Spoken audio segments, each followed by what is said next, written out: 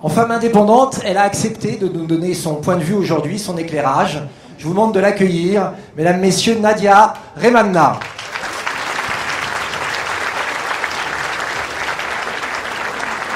Bienvenue Nadia. Nadia a accepté de répondre à quelques questions que nous avons préparées. Anne, si tu veux bien commencer. Alors, quelle est la situation réelle que vous constatez dans le cadre de votre action au sein de la Brigade des maires ? Et le salafisme est-il vraiment très implanté dans certaines villes de banlieue ?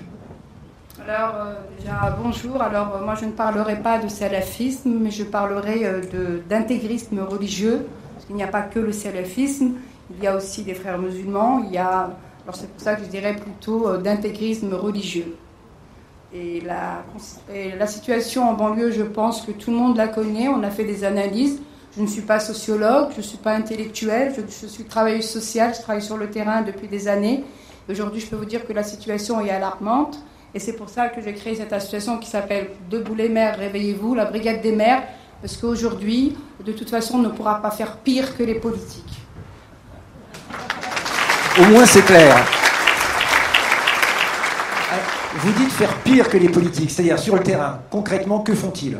Sur le terrain, comme vous le savez, il y a beaucoup de politiques qui sont beaucoup dans le clientélisme. Il y a eu un enfermement pendant plusieurs années, on nous a enfermés dans notre culture, dans notre victimisation. Et aujourd'hui, c'est très très très dur de faire sortir des gens depuis 40 ans, 50 ans de cette victimisation qui est à double tranchant et qui est très très très dangereuse. Parce que tant qu'on est victime, on justifie tout ce qu'on fait à côté. Quand on est hors la loi, on dit effectivement parce qu'on ne nous aime pas, ils sont racistes. Effectivement, je pense qu'aujourd'hui, ce qui se passe dans les quartiers, c'est que les politiques adhèrent à cette radicalisation dans les quartiers. Et le problème qui se passe, c'est que nous avons des élus qui sont eux-mêmes radicaux, religieux et politiques. Et c'est ça le danger.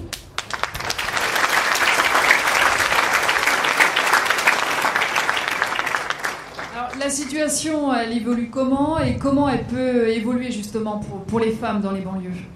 Alors, elle évolue comment ? Malheureusement, elle évolue très très mal. Moi, personnellement, avec mon équipe, nous sommes très très très pessimistes. Aujourd'hui, nous avons des gamines de 2 ans, 3 ans qui sont voilées.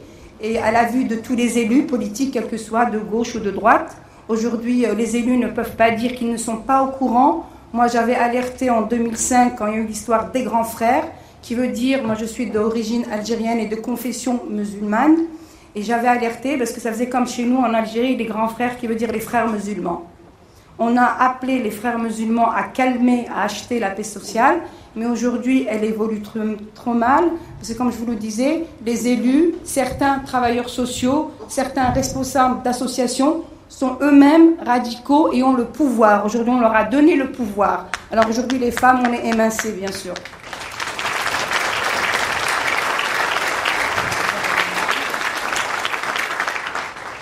Alors Nadia, aujourd'hui, vous l'avez vu, il y a beaucoup d'élus. Vous avez Nicolas Dupont-Aignan qui est candidat à la présidence de la République. Si vous aviez un message à leur lancer et des propositions à leur faire.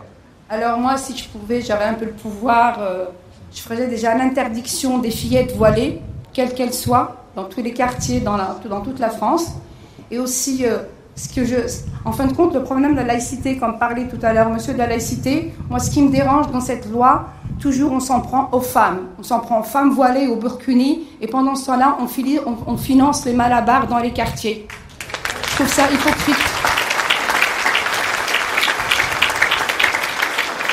Alors moi je trouve ça, il y a une grande hypocrisie des hommes politiques, parce qu'on laisse, comme je dis, les malabars salafistes radicaux, comme vous voulez, et les politiques radicaux aussi, parce que nous avons aussi la gauche qui est dans le déni, carrément dans le déni, et malgré, dans cette gauche, il y a des femmes aussi qui se disent athées, mais qui, j'allais dire flirtent, bah oui, mais à un certain âge on ne flirte plus, participent à cette radicalisation et incitent justement à ces radicaux religieux à nous taper dessus, nous les femmes libres. Moi je ne me bats pas avec mon équipe pour la liberté, je me bats pour rester libre, parce que je suis censée avoir acquis la liberté.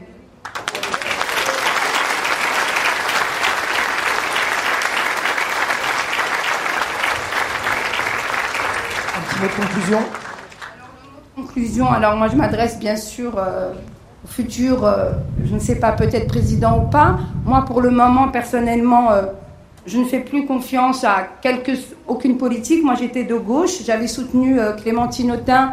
Je me suis dit, chouette, une femme féministe qui va venir dans nos quartiers. Manque de peau, je me suis trompée. Et aujourd'hui, j'entends beaucoup dans les quartiers, les générations qui arrivent de 10-12 ans. Ce sont malheureusement, je dis bien malheureusement, j'espère que je me trompe, des futurs. J'aime pas le mot terrorisme, mais il faut nommer les choses à un moment donné. Et il nous manque, alors je ne sais pas si vous êtes au courant, on nous parle de centres de déradicalisation. Moi, je pense qu'il faudrait faire des centres de courage politique.